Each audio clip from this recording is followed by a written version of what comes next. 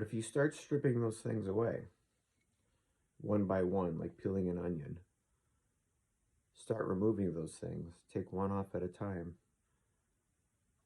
and say, and realize, well, I can't be my body. If I cut off my arm and look at that, I can say, well, that's Kevin's arm. Well, Kevin is still Kevin without his arm, without both arms, without both legs. So I can't be the body. I listen to my name. I have a name. I have an identity that comes with that name. I have this persona that everybody recognizes me as. But I can't be that either. I didn't choose my name. I didn't choose all the things that come with it. I didn't choose the persona. It's something I created. That's how I navigate through society.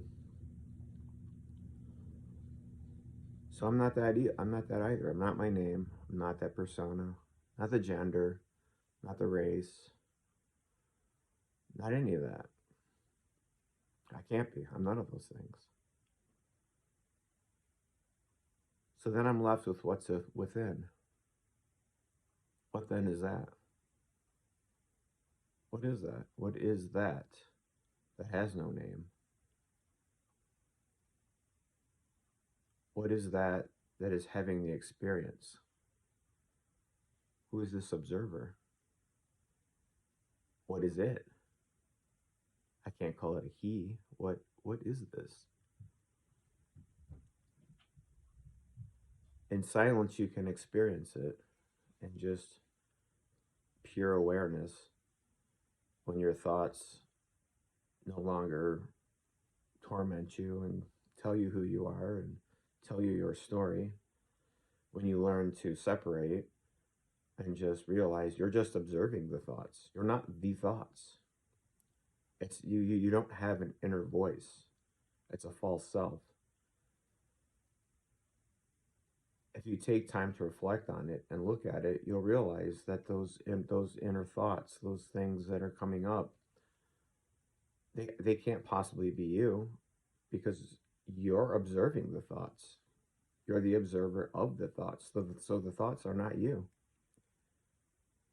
What are you left with then? What is that you? This thing that merely observes. It doesn't pass judgment. It's not angry. It's just there. It's just peaceful.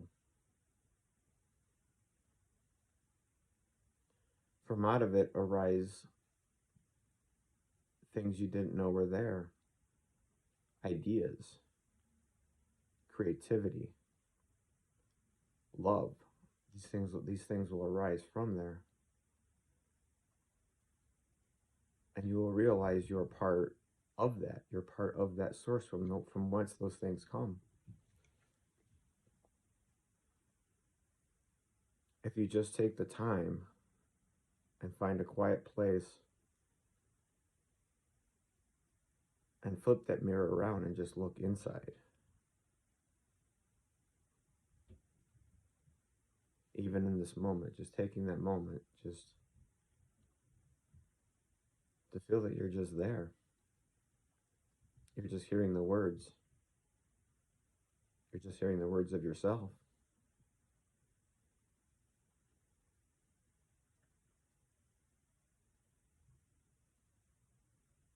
It's a beautiful thing when you find it.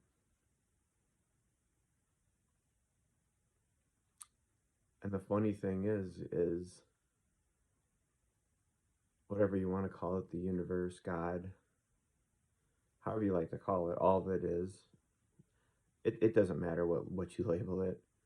It is going to be what it is, regardless of what you think of it or what you call it.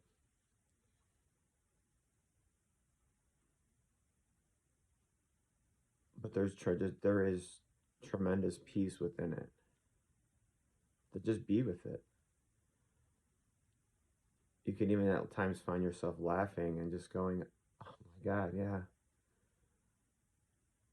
It's really not that serious. It's not. It's the things that we find that we think are so so serious and so tragic, and even tragic things that happen that we define as tragic, things we see in the news. What we find is on the scale in which they happen, they're not really that serious. It's almost, dare I say, a little bit funny. Like, whatever this is, whatever this we all are, it's a little tongue in cheek. These individual expressions that we are, we're here to learn. We're here to experience.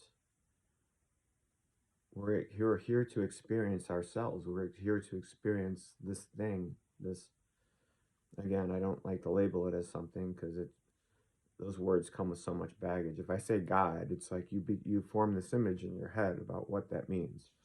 You may see a gray bearded guy. You may see whatever you've learned in your religion. Your mind will automatically go to that. But if you drop that and just forget about all those labels and take the time to just go within, you'll find it. It's there. You're part of it. And it's a beautiful thing.